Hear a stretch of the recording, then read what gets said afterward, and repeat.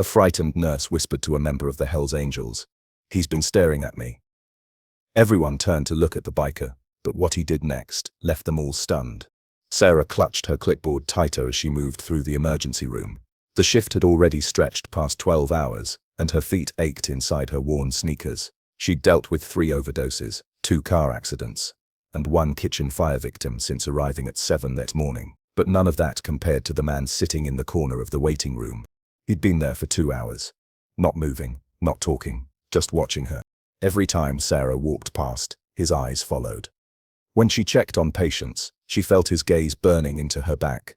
When she went to grab supplies, he shifted in his seat to keep her in view. His hands stayed folded in his lap, but something about the way he tracked her movements made her stomach twist.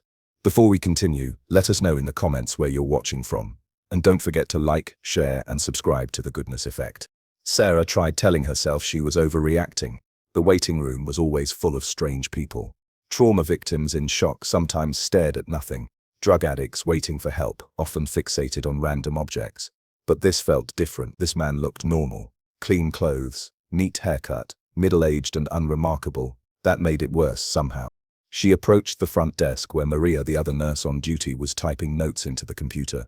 "Has that guy asked for help?" Sarah nodded toward the corner. Maria glanced over.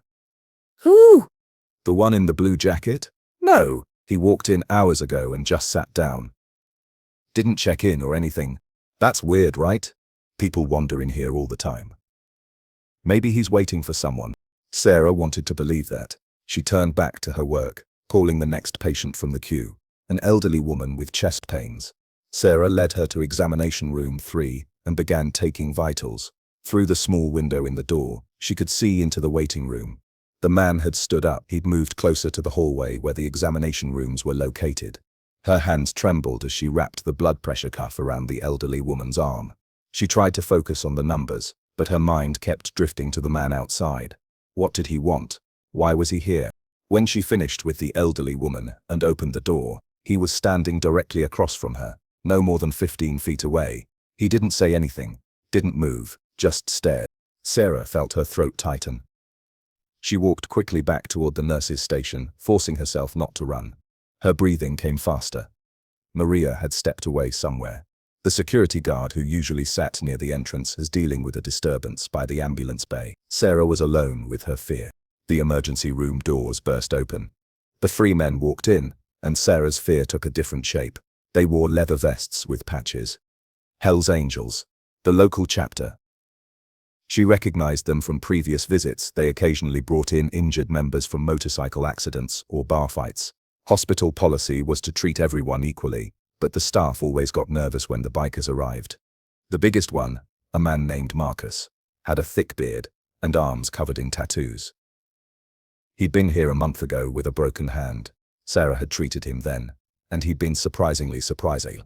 He walked to the desk and spotted Sarah. "Hey nurse, need to check on my buddy. He came in earlier with a head injury." Sarah nodded, grateful for the distraction. "Room 7, down that hall." Marcus thanked her and started walking. His 2 companions followed. But as they passed, Sarah felt a surge of panic. The staring man had moved again. He was now standing near the hallway entrance, blocking the face. Her instincts screamed at her to say something. Without thinking, Sarah rushed to Marcus and grabbed his arm.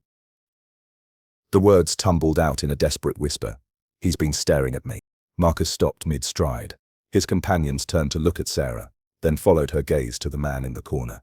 The entire waiting room seemed to hold its breath. Other patients noticed the tension and shifted furtively in their seats. "That guy?" Marcus asked quietly. "The one in the blue jacket?" Sarah nodded, unable to speak. Her mouth had gone dry. She immediately regretted saying anything. What if Marcus made a scene? What if he started a fight right here in the emergency room? She'd just wanted someone to know, someone to be aware, in case something happened. But now she'd pulled this biker into her problem. Marcus studied the man for a long moment. His expression changed from curiosity to something Sarah couldn't quite read. Recognition? Anger? She couldn't tell. The 2 other bikers moved closer, flanking Marcus like guards. "Stay here," Marcus told Sarah. His voice had gone cold and flat. He walked directly toward the staring man. Each step was deliberate and heavy. The man finally broke his gaze away from Sarah to look at Marcus approaching. For the first time since arriving, the man showed emotion. His eyes widened slightly, his hands unclenched. Marcus stopped 2 feet away from him. The size difference was dramatic. Marcus towered over the smaller man by at least 6 inches and outweighed him by probably 80 pounds. In the tense silence, Sarah could hear her own pulse hammering in her ear. "I know you," Marcus said. His voice carried across the waiting room. The man took a step back. "I don't." "Yeah, you do." Marcus moved closer, closing the gap. "And I know what you did." Sarah's mind raced. What did that mean? What had this man done? Her fear transformed into confusion. The other people in the waiting room were openly watching now, forgetting their own ailments and emergencies in favor of this unfolding drama. The man's face had gone pale. He glanced toward the exit, clearly calculating whether he could make it. Marcus's companions had positioned themselves to cut off that route. They weren't threatening, exactly, but the presence was unmistakable. "I haven't done anything," the man protested weakly. "I'm just waiting here." "Waiting for what?" Marcus asked. "You didn't check in. You're not sick. You're not visiting anyone." He leaned in closer. "You're hunting." The words sent ice through Sarah's veins. Hunting. That's exactly what it had felt like. Like she was prey and this man was waiting for the right moment to strike. The man's composure cracked. "You don't understand. I understand perfectly," Marcus cut him off. "I understand that you served 8 years for what you did to those women. I understand that you got out 6 months ago. And I understand that you're supposed to stay 500 feet away from any hospital or school." Sarah's legs nearly gave out. The clipboard slipped from her fingers and clattered to the floor. 8 years. Women. The implications crashed over her like a wave. This wasn't paranoia. Her instincts had been right. Maria had returned to the nurse's station and was listening with wide eyes. She picked up the phone, presumably calling security. Several patients had stood up and moved to the far side of the waiting room, putting distance between themselves and the confrontation. "I'm not breaking any laws," the man said, but his voice lacked conviction. "I can be here." "Can you?" Marcus pulled out his phone. "Because I'm pretty sure there's conditions to your parole. Let's call and check." The man's face twisted with anger and fear. "You can't do this. You're just some thug in a leather vest. You don't have any authority." Marcus smiled, but there was no warmth in it. "You're right, I don't. But I do have a memory, and I remember your face from the news. I remember what they said you'd do to those nurses at the clinic downtown. I remember the victims testifying about how you'd watch them for weeks before you made your move." Sarah felt sick. She stumbled backward until she hit the wall. Her whole body had started shaking. This man had been watching her, learning her patterns, planning something. And she'd been completely alone with him, just minutes ago. The security guard finally arrived, alerted by Maria's call.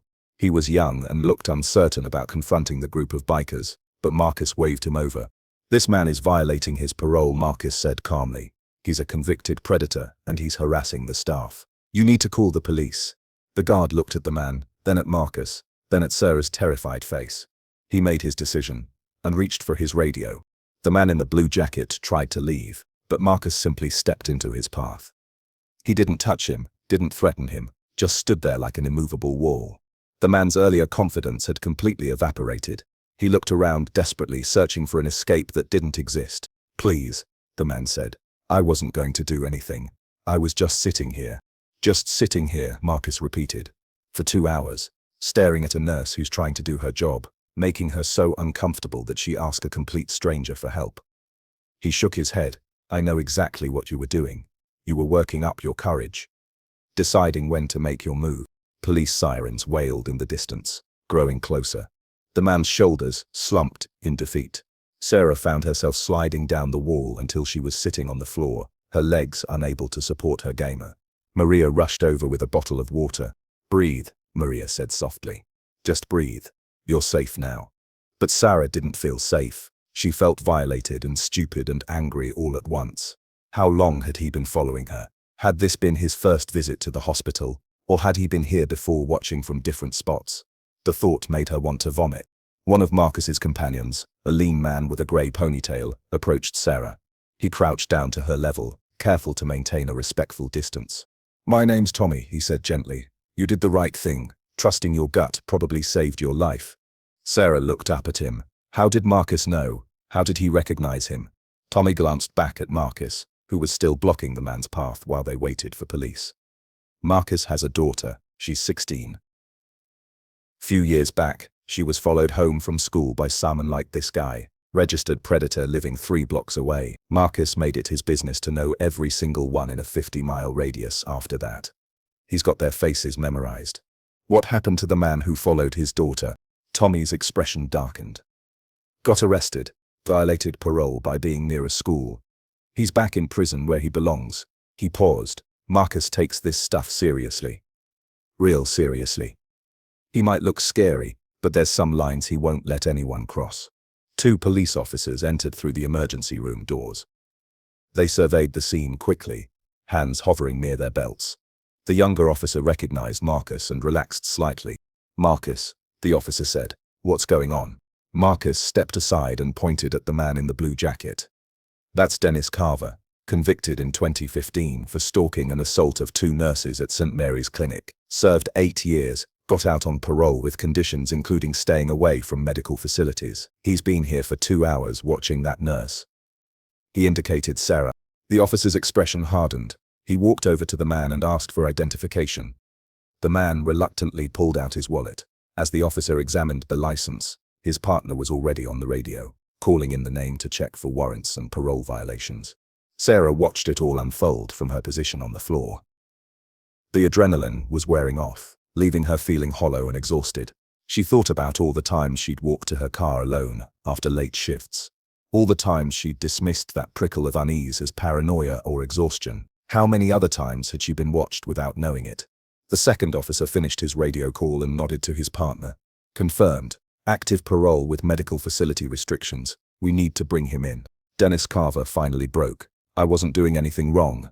I have a right to sit in a public waiting room.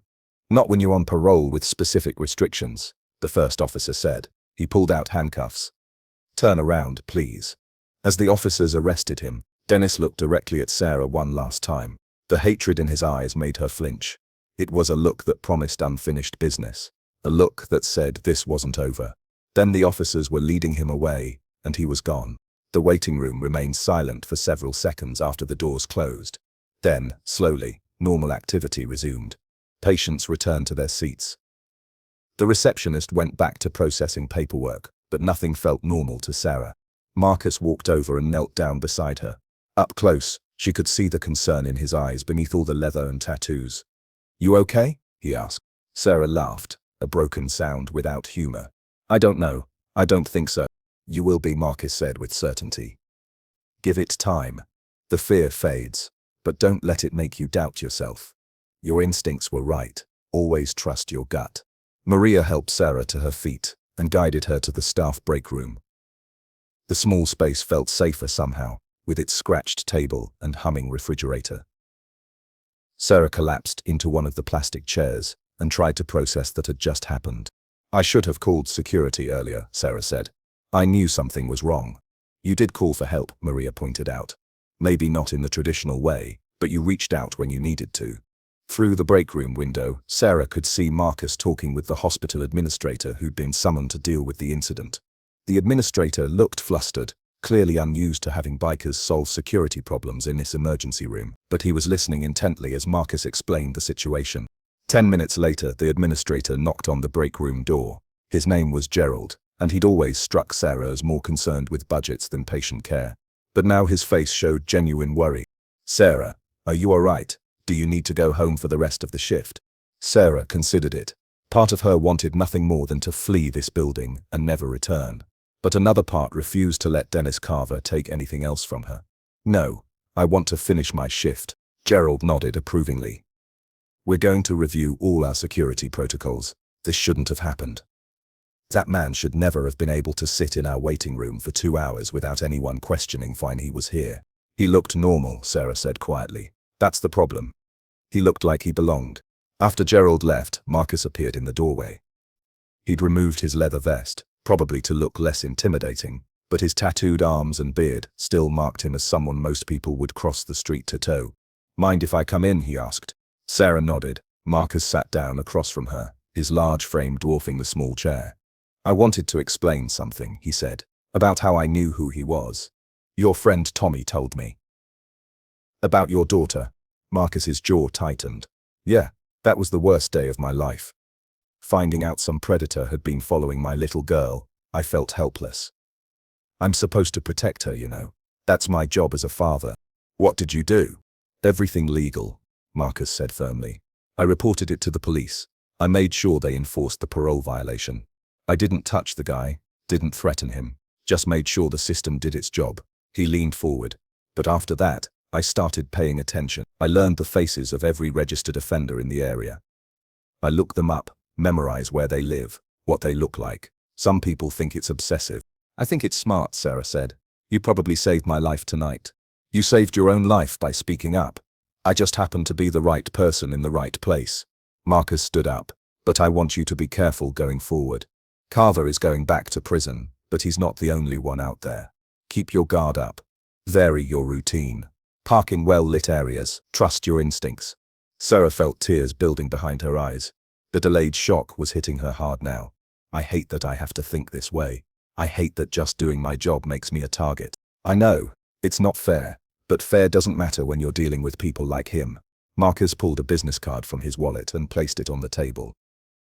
That's my number. You ever feel unsafe again, you call me. Day or night, I mean it. Sarah picked up the card. It simply said, Marcus, with a phone number below. No business name, no title, just an offer of protection from an unlikely source. After Marcus left, Sarah sat alone in the break room for a few more minutes. Then she splashed water on her face, straightened her scrubs, and went back to work. She had patients who needed her. She wouldn't let fear win. The story spread through the hospital faster than Sarah expected. By the next morning, everyone from the janitors to the chief of surgery had heard about the nurse who'd been stalked and the biker who'd intervened. Sarah found herself stopped in hallways, asked if she was okay, offered support and sympathy she didn't quite know how to accept. The local news picked up the story too. A reporter showed up at the hospital asking for interviews, but Sarah declined. She didn't want her face on television, didn't want Dennis Carver to have any more access to her life than he'd already taken, but others were willing to talk. The police department issued a statement praising citizen vigilance. The hospital announced new security measures including better training for front desk staff and additional guards during night shifts, and Marcus, despite clearly being uncomfortable with attention, agreed to speak to one reporter. Sarah watched the segment on her phone during her lunch break. Marcus sat on his motorcycle outside the clubhouse, arms crossed, face serious. I just did what anyone should do, he told the reporter. Someone was in trouble and asked for help. That's it. There's no big story here. But you recognized a dangerous criminal that trained security missed, the reporter pressed. How? I pay attention. I care about my community. And I don't believe in letting bad people hurt good people. Marcus looked directly into the camera. There's predators out there who count on people being too scared or too polite to call them out. They count on folks thinking it's not their business, or they might be overreacting. That's how they operate. We can't let them. The interview went viral. Within 2 days, it had been shared thousands of times across social media. Comments poured in from nurses, teachers, retail workers, and others who'd felt watched or threatened but hadn't spoken up. The story resonated with people who'd dismissed their own fear as paranoia. Sarah received messages from strangers thanking her for trusting her instincts. Women shared their own stories of being stalked or harassed. Men promised to be more aware and to intervene when they saw something wrong. The whole thing became bigger than Sarah had anticipated. On her day off, Sarah drove to the address listed on Marcus's business card.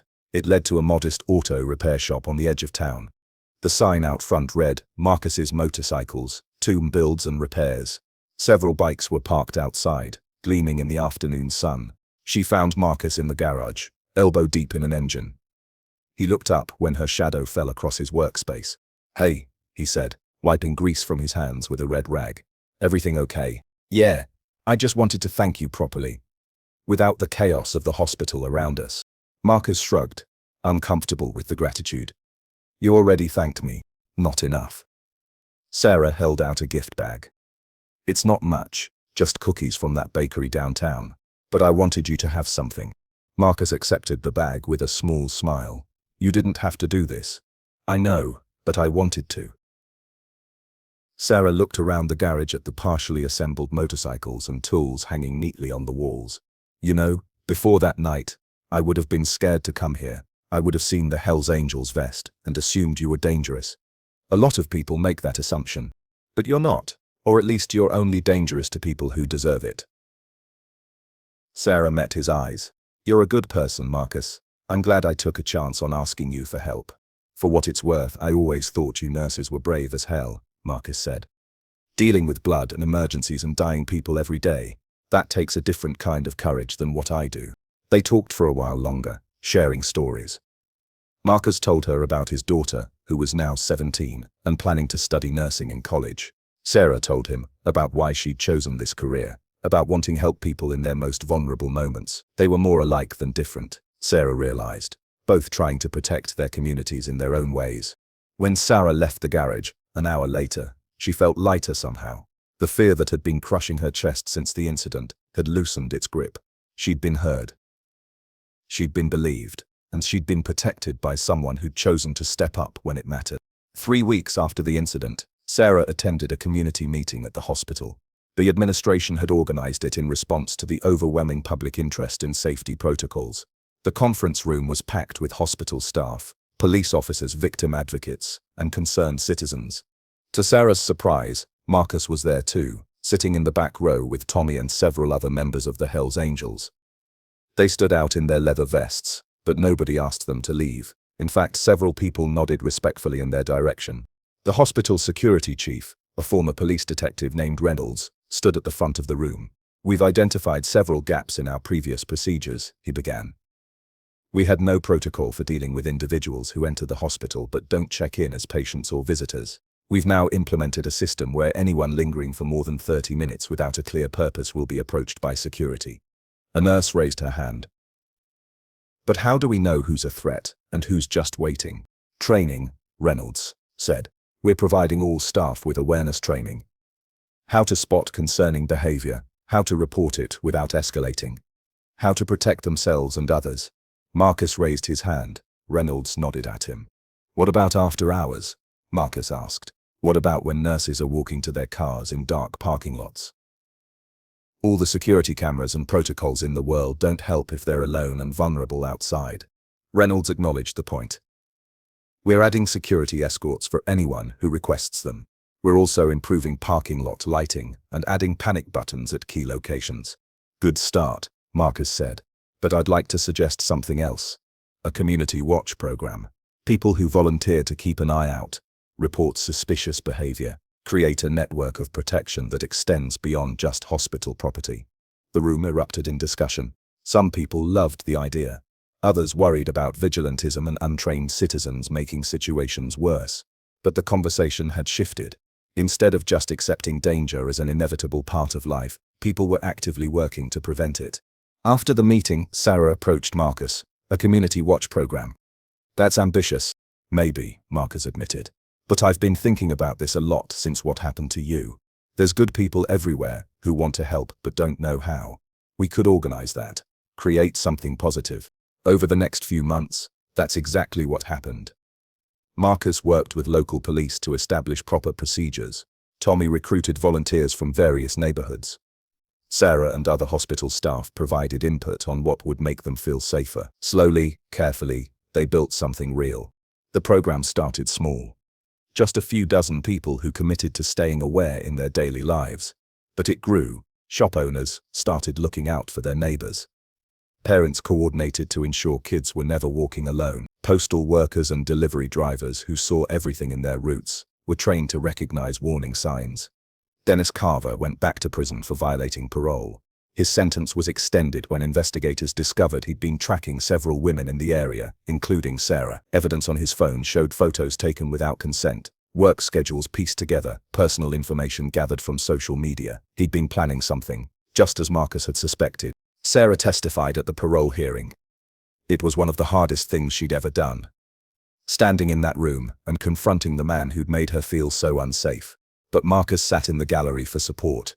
And that made all the difference. She wasn't alone anymore.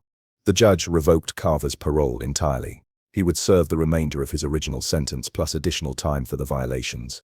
It wasn't justice for his previous victims, but it was protection for potential future ones. 6 months after the incident, Sarah attended the Community Watch program's first official meeting.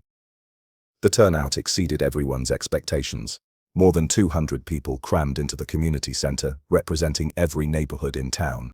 Marcus stood at the front, looking uncomfortable with the leadership role but determined to see it through. "We're here because we care about each other," he said. "Because we believe in watching out for our neighbors.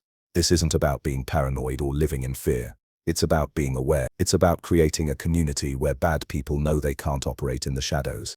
He outlined the program's goals. Volunteers would receive training from police on identifying suspicious behavior without profiling or harassment. They would learn proper reporting procedures. They would understand the legal boundaries of citizen intervention.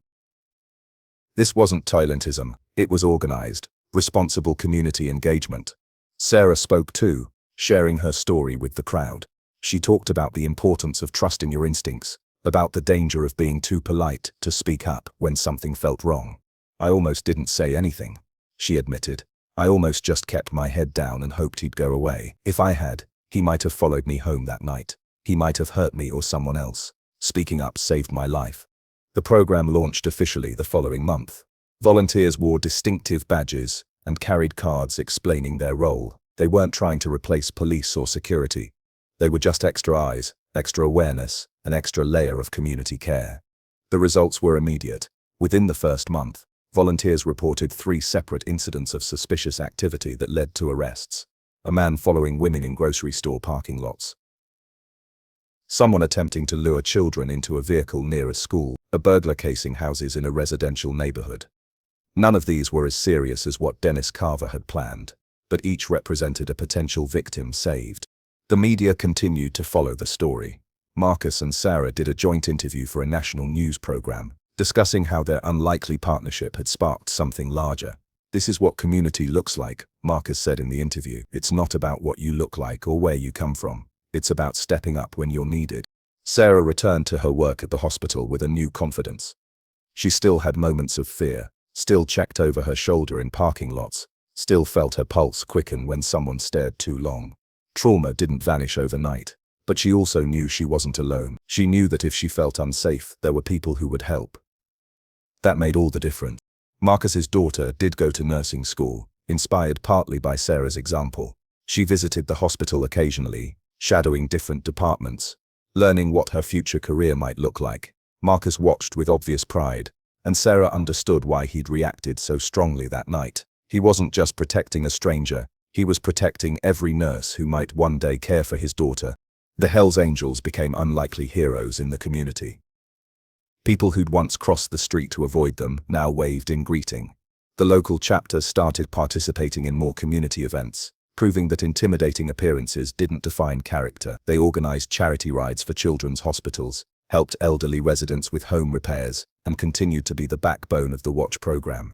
But for Sarah, the most important change was internal. She'd learned that fear and awareness weren't the same thing. Fear paralyzed, awareness empowered. She could be cautious without being terrified. She could trust her instincts without doubting herself. 1 year after the incident, the hospital held a recognition ceremony. Sarah received an award for courage. Marcus and his friends received recognition for their community service. As they stood together for photos, Sarah thought about how whispered plea for help had changed so many lives. "Thank you," she told Marcus again, even though she'd said it countless times before. Marcus just smiled. "Thank you for asking. That took courage too." As Sarah looked around the room at all the people who'd been brought together by that frightening night, she realized something important. Evil existed, yes.